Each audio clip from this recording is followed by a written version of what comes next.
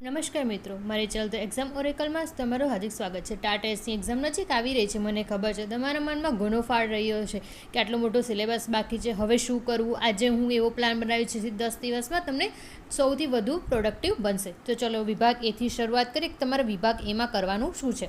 પેલું વિભાગ એક તો તમને ખબર જ છે કે બધામાં મનોવિજ્ઞાન સબ્જેક્ટ આવે જ છે, બરાબર.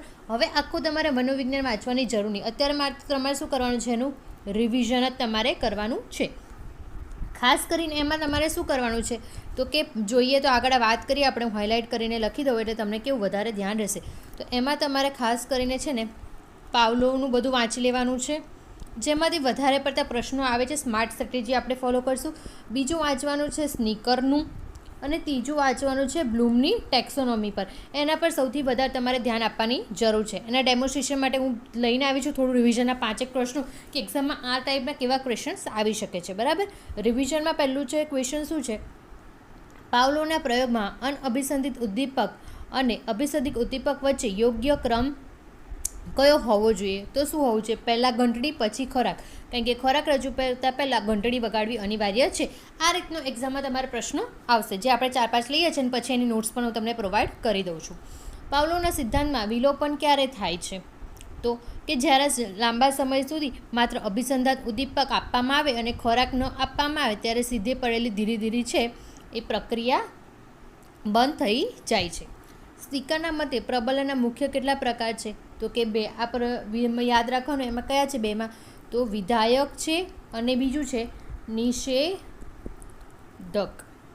બરાબર. આગળ જોઈએ. ગણીને 5 જ 4 થી 6 જેવા 6-7 MCQ લીધા છે, જે લાગી શકે છે મને તમારે એક્ઝામમાં આવી શકે એવા જ લીધા છે.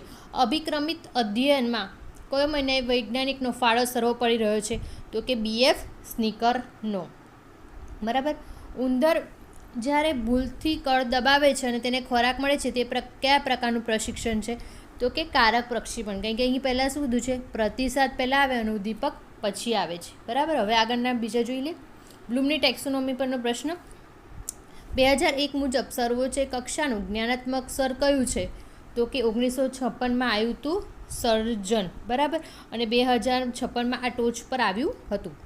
વિદ્યાર્થી શીખેલી માહિતીને નવી સ્થિતિમાં પ્રયોગ કરે તે બ્લૂમના કયા સ્તરમાં ગણાય છે, તો કે વિનિયોગ અથવા પ્રયોજન, નવી વસ્તુમાં એપ્લાય કરે છે, બરાબર. આ થઈ ગઈ હવે મનોવિજ્ઞાનની વાત. હવે ગુજરાતી વ્યાકરણ તમે કેવી રીતે તૈયાર કરશો. હા, જો એ ગુજરાતી વ્યાકરણ પહેલાં લાસ્ટ મિનિટ રિવિઝન નોટ્સ તમારા માટે લઈને આવી છું. જો આઈપી પાવલોમાં શું છે ઇમ્પોર્ટન્ટ, તો કે મુખ્ય શબ્દ યાદ રાખવાનું, જોડાણ, પ્રયોગ કોના કરે તો કૂતરા પર લાળ ઝરવી, UCS એટલે ખોરાક, તો કે કુદરતી પ્રક્રિયા છે, ઘંટડી પ્લસ ખોરાક એ લાળ ઝર છે, અભિસંધિત પ્રક્રિયા, બરાબર. અને ઇમ્પોર્ટન્ટ પોઈન્ટ યાદ રાખવાનું, જો ઘંટડી વાગે ખોરાક ન મળે તો શું થઈ જાય, બિલાડી જતી રહે, એટલે વિલોપન થઈ જાય. એવી રીતે યાદ રાખવાનું છે. BF સ્નીકરમાં મુખ્ય શબ્દ પ્રબલન છે, પ્રયોગ કર્યો તો ઉંદર અને કબૂતર પર. અહીં પ્રતિસાદ પહેલાં છે અને પછી ઉદ્દીપક છે, એ વસ્તુ યાદ રાખજો. બંનેમાં ફરક શું છે. વિધાયક એટલે ઇનામ શાબાશી, નિષેધક એટલે સજા કે ડર દૂર કરવો, ઉપયોગ કેવો તો અભિક્રમિત અધ્યયન માટે શ્રેષ્ઠ. આ નોટ્સ લઈને આવી છું કે છેલ્લા ટાઈમ એક્ઝામ ટાઈમે તમે જોઈ શકો તો તમને 2-3 પોઈન્ટ્સ યાદ રહે, તો એના પરથી કોઈ ક્વેશ્ચન હોય તો તમે સોલ્વ કરી શકો છો. યાદ રાખવાનું એટલે માહિતીની સમજ, પ્રયોજન, વિશ્લેષણ, મૂલ્યાંકન અને સર્જન. આગળ જોઈએ. આ એનું તમારા માટે હું ટેબલ બનાવીને લઈને આવી છું કે જેથી તમે આ છેલ્લા ટાઈમે આ વાંચી શકો છો. આની PDF જોઈએ તો મને કોમેન્ટમાં PDF લખી દેજો, મારા ટેલિગ્રામ ચેનલ પર હું મૂકી દઈશ, બરાબર. ચલો હવે આગળ જોઈશું. હવે ગુજરાતી વ્યાકરણ વિશે વાત કરીએ. ગુજરાતી વ્યાકરણની તમારે તૈયારી શું કરવાની, કે રોજ સવારે છે ને અડધો કલાક માત્ર તમારે શું જોવાનું, તો કે અલંકાર અને છંદના જ ઉદાહરણ જોવાનું. કારણ કે મોસ્ટ ઓફ ક્વેશ્ચન્સ એમાંથી જ આવશે, મતલબ કે 5, 10, 7, 8 માર્ક્સનું તમારું કવરેજ એમાંથી થઈ જાય. તમારું એ પાવરફુલ થયું તો થોડું ઘણું તમે 10, 12 માર્ક્સનું બી કદાચ પૂછાઈ ગયું અલંકાર છંદમાંથી, તો તમારે એટલા બેઠા માર્ક્સ આવી શકે. જો બીજું બધું છેલ્લા ટાઈમે કરવાનું બંધ કરી દો. ચલો અલંકારનું થોડું રિવિઝન લઈ લઈએ. અલંકાર મુખ્યત્વે શબ્દ અલંકાર અને અર્થાલંકાર એમ 2 પ્રકાર છે. પરીક્ષામાં સૌથી વધારે છે ને અર્થાલંકાર વધુ પૂછાય છે. ઉપમા એટલે કે એની સરખામણી કરાવતા હોય. ઉદાહરણ તરીકે લીધું છે દમયંતીનું મુખ ચંદ્ર જેવું સુંદર છે, બરાબર. ઉપમા પહેલું થઈ ગયું. બીજું શું થયું, રૂપક. રૂપમી અને ઉપમાન એક જ સરખા હોય, કોઈ શબ્દ ના હોય તો વપરાય છે. બપોર એક શિકારી કૂતરો છે, સંસાર સાગર. ત્રીજું છે ઉત્પ્રેક્ષા, કોઈની સંભાવના વ્યક્ત થાય ઓળખવા માટે, જાણે, રખે, શખે કરીને, બરાબર. આગળ જોઈએ વ્યતિરેક. ઉપમેયને ઉપમાન કરતાં ચઢાવતું બતાવવામાં આવે છે. દમયંતીનું મુખ આગળ ચંદ્ર પણ ઝાંખો લાગે છે. સજીવારોપણ એટલે શું થશે? નિર્જીવ વસ્તુમાં માનવીય ચેષ્ટા કે જીવ અર્પણ કરવામાં આવે. બરાબર.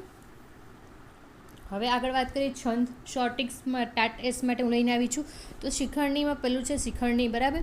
મોસ્ટ ઓફલી એમાં છે ને શિખરણી અને મંદાકાંતાથી મેં પ્રશ્નો આવતા હોય છે. તો યમન સભગલગા પ્રથમ અક્ષર છે લઘુ ગુરુ હોય છે, એ વસ્તુ તમે યાદ રાખજો.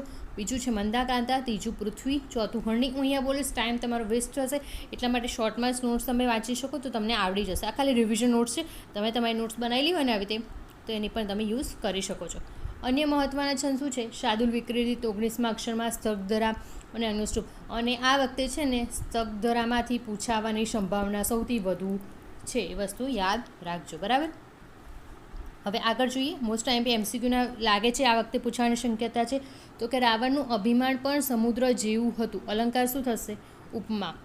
શિખરણીનું છંદ બંધારણ શું થશે? યમન સબલગા. શતર એવો અક્ષર શોધવાનો છે કે જેમાં પ્રથમ 3 અક્ષર ગુરુ હોય, તો શું આવશે? મંદા ક્રાંતા. હિમાલય તે હિમાલય અલંકાર કયો આવશે એનો? અન્વય, જે ઉપમેય સાથે સરખામણી થાય છે. બરાબર. હવે વિભાગ 2 તમારું પેપર જે આવશે મેઇન, તમે જે બી સબ્જેક્ટના ટીચર માટે બીજા પેજ પર લખી દો વિભાગ 2. બરાબર. જેની બી તમે તૈયારી કરો છો, કોઈ પણ સબ્જેક્ટ હોય, ગણિત, વિજ્ઞાન, સામાજિક વિજ્ઞાન, ગુજરાતી, સંસ્કૃત, ઇંગ્લિશ, XYZ, તમારે છે ને હવે 9મા 10માના પાઠ્યપુસ્તકની પાછળના આપેલા જે બી એક્સરસાઇઝના પ્રશ્નો છે, જે સ્વાધ્યાયના પ્રશ્નો છે ને, એ જ હવે તમારે જોવાના, બાકી કશું જોવાનું નહીં. મોઢે પાગે ત્યાંથી જ પ્રશ્નો આ વખતે આવશે. એ બી કેવા ટ્વિસ્ટ કરેલા ક્વેશ્ચન્સ હશે. હવે મેં તમને તો બધું લાસ્ટ ટાઈમ રિવિઝનનું કહી દીધું. હવે છે ને તમારી પાસે ગણીને 10 થી 12 દિવસ રહ્યા છે. બરાબર. તો તમારે કોઈ પણ ટૉપિક પર વિડીયો જોઈતો હોય ને તો મને ફટાફટ કોમેન્ટ કરી દેજો, જેથી હું તમારા માટે એ વિડીયો લઈને આવું. કારણ કે તમારી પાસે લિમિટેડ ટાઈમ છે, લિમિટેડ વસ્તુઓ તમારે હવે જોવાની છે. એટલા માટે જો મારો વિડીયો ગમ્યો હોય તો પ્લીઝ લાઇક અને સબસ્ક્રાઈબ કરતા જજો. Thank you so much and all the best for your exam.